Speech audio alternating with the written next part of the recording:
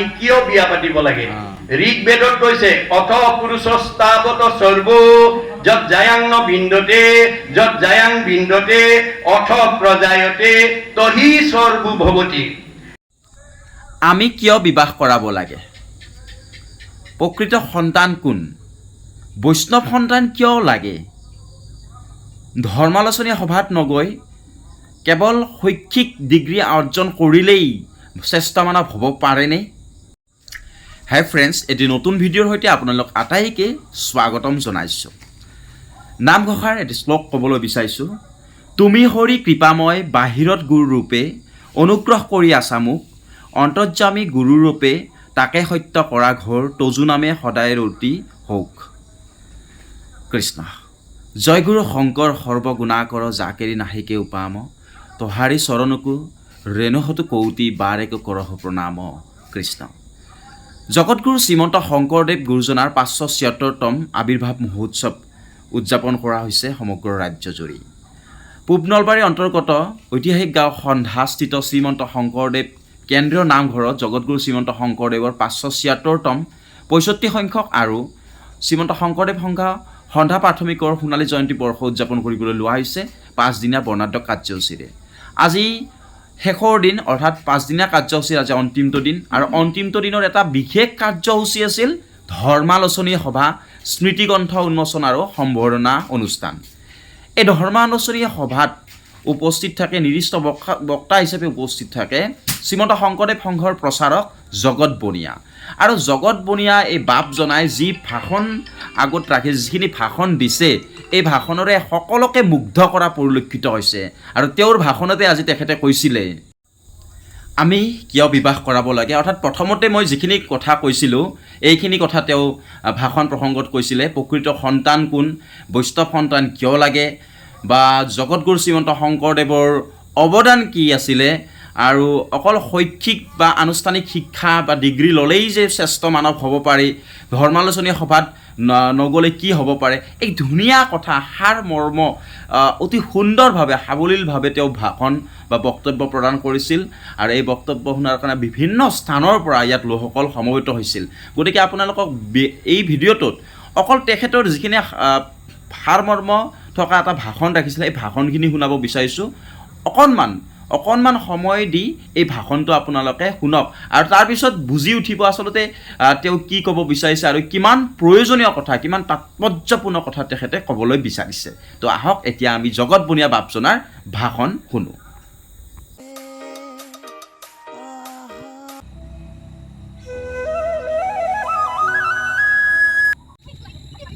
লাগে আজি আমাৰ বহুত উঠি অহা প্ৰজন্মই যুৱক যুৱতীসকলে নাজানে যে আমি কিয় বিয়া পাতিব লাগে ঋগ্বেদত কৈছে অথ পুৰুষস্তাৱত সৰ্ব যত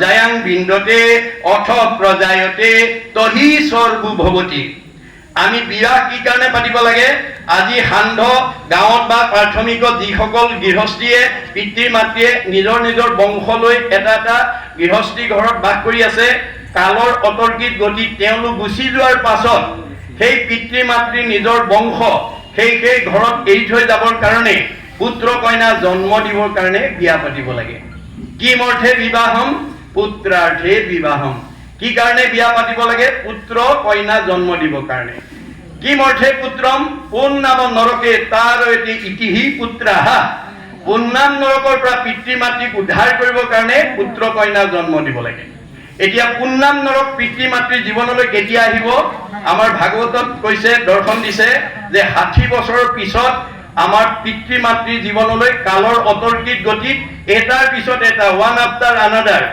এটাৰ পিছত এটাকৈ আমাৰ জীৱনলৈ পুন্নাম নৰক নামি আহিব 84 নৰকৰ ভিতৰত আটাইতকৈ দুখ লগা নৰকখনেই হৈছে পুন্নাম নৰক আজি দেখা কিচকিচিয়া চুলিকেডাল কালৰ অতৰ্কিত গতিত 60 বছৰৰ পিছত ক্ৰমান্বয়ে মৰাপাতৰ দৰে বগা হৈ যাব বহুত দূৰলৈকে দেখা চকুজুৰি দৃষ্টিশক্তি কমি যাব ৰিং মাৰিলে শুনা কাণখনত চিঞৰি থাকিলেও নুশুনা হ'ব কমনীয় দেহাটো এদিন সুতুৰা পৰিব টান বস্তু চুবোৱা দাঁতকেইটা এদিন খুলতি পৰিব যাওঁ বুলিলে যাওঁ খাওঁ বুলিলে খাওঁ বোলা দেহাটো মুখৰ আগত জীয়াৰী বোৱাৰীয়ে পুত্ৰই এমুঠি নিদিলে খাবলৈ নোপোৱা এটা অৱস্থা বা এটা দিন আমাৰ জীৱনলৈ নামি আহিব।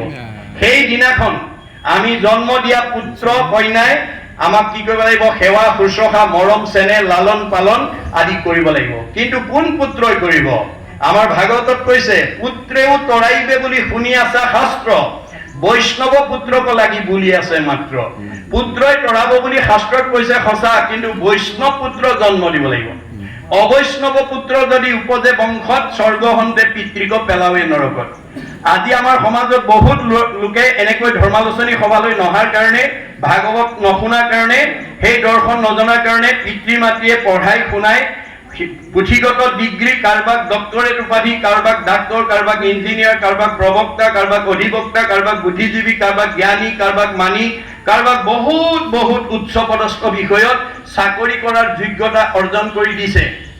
কিন্তু গুৰুজনাৰ দৰ্শন নজনাৰ কাৰণে, ধৰ্মালোচনী সভালৈ নহাৰ কাৰণে, ভাগৱত নশুনাৰ কাৰণে আজি সেই সকল ডিগ্ৰীধাৰী পুত্ৰই সেই সকল উচ্চ পদস্থ বিষয়ত চাকৰি কৰা আনৰটো দূৰৰ কথা, নিজৰ জন্মদাতা পিতৃ মাতৃক বৃদ্ধ বয়সত কেনেকৈ সেৱা কৰিব লাগে, কেনেকৈ শুশ্ৰূষা কৰিব লাগে, কেনেকৈ মৰম কৰিব লাগে, কেনেকৈ লালন কৰিব লাগে, কেনেকৈ পালন কৰিব লাগে, তাক নাজানি বৃদ্ধাশ্ৰমলৈ পঠাই দিছে। আন্ধাৰ আহিব নোৱাৰাটো বিজ্ঞানসন্মত সত্য, য'ত আমাৰ ভক্তি ধৰ্ম প্ৰচাৰ হৈ থাকিব। ভক্তি মানে পোহৰ, তালৈ কোনো বেয়া জীৱ আহিব নোৱাৰে। আৰু ইতিমধ্যে যদি আহিছে তেতিয়াহ'লে এই কথা ধৰ্মালোচনী সভাত আহি ঈশ্বৰৰ কথা শুনাৰ লগে লগে তেওঁলোকৰ জীৱনলৈ আমূল পৰিৱৰ্তন আহিব। সেইকাৰণে আমাৰ এনেধৰণৰ সভা সমিতিবিলাক যাতে আমি সঘনে কৰিব পাৰোঁ, এইটোৱে আমাক কি কৰিব? পৰস্পৰে পৰস্পৰক ভাল পাবলৈ শিকাব, ইজনে সিজনক ভাল পাবলৈ শিকাব। এই গুণটো কেৱল মানুহৰ বাদে চাৰিমুঠি জীৱৰ হাতত নাই বুলি কৈছে। উৰণ বুৰণ গজন ভ্ৰমণ এহি চাৰিমুঠি জীৱ, সবাৰো হৃদিত আত্মাৰূপে আছে পূৰ্ণ ব্ৰহ্ম সদাশিৱ। ভগৱন্ত সকলোৰে হৃদয়ত আছে, কিন্তু তৎসত্বেও মনুষ্যৰ জন্ম সবাহান্তে শ্ৰেষ্ঠ আছে দিব্য জ্ঞান পায়। আমাক এটা জ্ঞান দিছে যিটো ইতৰ প্ৰাণীৰ নাই। আমাৰ চাৰিটা বিষয়ত ইতৰ প্ৰাণীৰ লগত পাৰ্থক্য নাই। বেদে কৈছে আহাৰ নিদ্ৰা ভয় মৈথুনৈশ্য সামান্যম এতৎ পশুৰ্ভি নৰানাম। আহাৰ নিদ্ৰা ভয় মৈথুন আমাৰো আছে, গৰু ছাগলীৰো আছে। আমিও আহাৰ খাওঁ, গৰু ছাগলীও খায়। আমিও জিৰণি লওঁ, তেওঁলোকেও লয়। আমিও সন্তান জন্ম দিওঁ, গৰু ছাগলীয়েও দিয়ে। আমিও মৰিবলৈ ভয় কৰোঁ, তেওঁলোকেও ভয় কৰে। গতিকে চাৰিটা বিষয়ত ইতৰ প্ৰাণীৰ লগত মানুহৰ কোনো পাৰ্থক্য নাই। মানুহৰ পাৰ্থক্যটো ভগৱানে ক'ত দিছে? ধৰ্ম হি তেইছাম অধিক বিশেষ। ধৰ্ম গুণটো আমাক ইতৰ প্ৰাণীতকৈ বেছি দিছে, যাৰ কাৰণে আজি আমি একেলগে বহি এনেধৰণে ঈশ্বৰৰ মংগলময় কথা শুনিব পাৰিছোঁ।